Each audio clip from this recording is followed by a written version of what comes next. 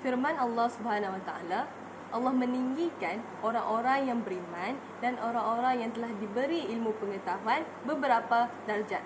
Surah Mujadalah ayat ke-11. Bismillahirrahmanirrahim. Assalamualaikum warahmatullahi wabarakatuh. Bak kata pepatah, tak kenal maka tak cinta. Tak lengkaplah lisensi saya hari ini tanpa saya memperkenalkan diri saya terlebih dahulu.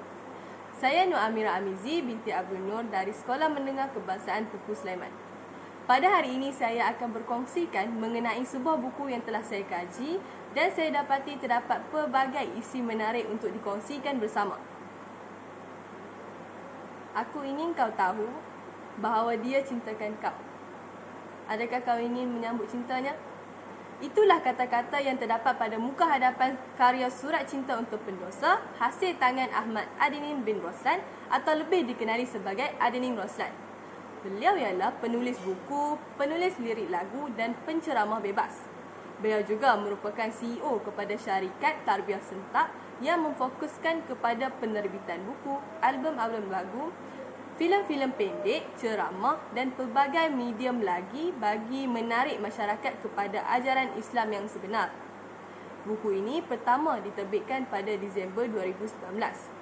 Surat Cinta untuk Pendosa mempunyai 375 halaman termasuk 2 halaman tentang penulis dan 8 bab. Tema yang terdapat dalam buku ini ialah kecintaan dan keampunan Allah Subhanahu Wa Taala yang maha besar kepada pelaku dosa. Surat Cinta untuk Pendosa lebih kepada perkongsian penulis dalam intonasi mesra tentang orang-orang yang hampir berputus asa akan rahmat Allah Subhanahu Wa Taala akibat dosa besar yang telah dilakukan kerana kejahilan mereka.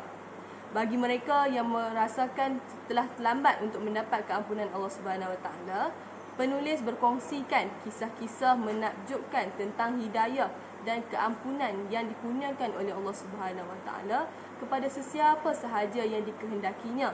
Walaupun pada pendengaran kita agak pelik dan mustahil, tetapi itulah hakikatnya bahawa tiada yang mustahil bagi Allah Subhanahu Wa Taala.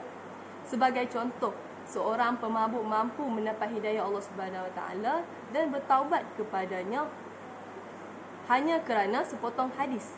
Itulah cerita dalam kisah Al-Qa' Nabi yang dicoretkan oleh penulis dalam buku ini pada bahagian kisah-kisah ajaibnya, hidayah Allah dan ibrahnya.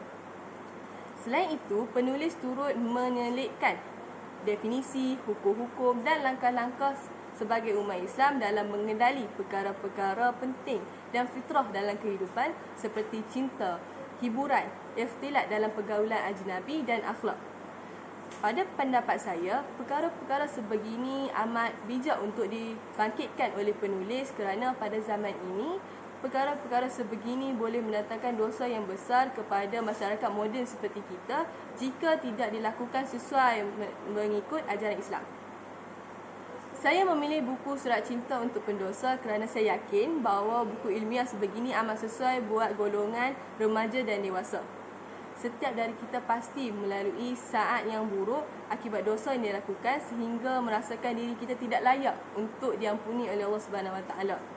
Namun, melalui Surat Cinta untuk Pendosa, bagaikan ada seorang penghantar surat menghantar sepucuk surat dari Allah Subhanahu Wa Taala untuk memujuk dan meyakinkan kita bahawa rahmatnya sentiasa ada untuk kita. Buku ini sesuai untuk memuhasabah dan meyakinkan diri kita supaya tidak pernah berputus asa walau bagaimana buruk pun masa lalu kita. Setiap karya yang baik pasti ada kelemahannya. Begitu juga dengan Surat Cinta untuk Pendosa. Kelebihan yang terdapat dalam buku ini ialah gaya bahasa, penjelasan dan kisah-kisah yang dipetik oleh penulis amat unik dan menarik. Manakala kelemahan yang terdapat dalam buku ini ialah tidak ada bahan grafik sama ada dalam bentuk lukisan ataupun gambar sebenar sebagai seni dalam konten penceritaannya. Akhir kata, buku ini amat saya galakkan untuk diperoleh oleh setiap individu sebagai peringatan buat diri kita dari semasa ke semasa.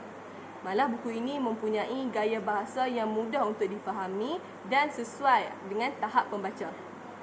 Sekian, terima kasih.